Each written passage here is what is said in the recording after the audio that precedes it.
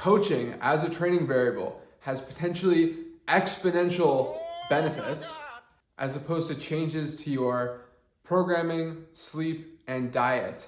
If you go from sleeping 5 hours to 7 hours, you're gonna recover better, plain and simple. But the way that coaching can help you is a little more complicated. As a coach, I might not happen to come up with anything groundbreaking for a couple of weeks on end. And then in the right moment, I happen to see something that has a huge impact on that athlete's trajectory. To be clear, I'm talking about the art of coaching as its own training variable.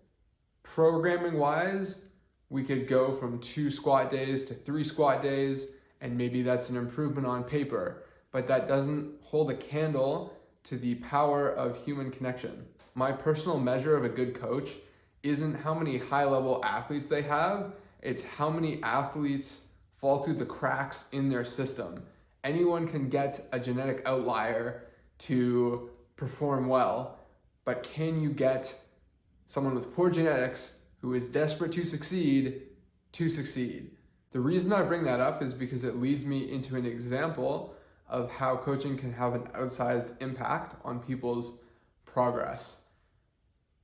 I stress a lot about my athletes having beautiful, perfect weeks, but when that doesn't happen, something that's reassuring for me to think is that they're never gonna go that far off the rails with me involved. Whether it's falling off on consistency or just doing really odd training, there is a chance that an athlete on their own just goes off the rails, which obviously is gonna be way more of a threat than technical factors to their long-term progress. I'm gonna play devil's advocate to my title now. It was a little bit just to get you fired up about the video. Obviously, all the variables are important.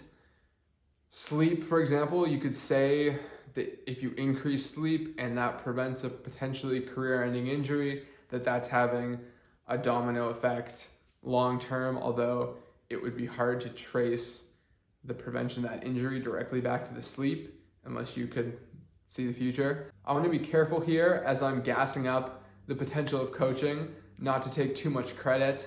Of course, end of the day, it's up to the athlete. Another training variable to discuss in many other videos is the athlete's mindset.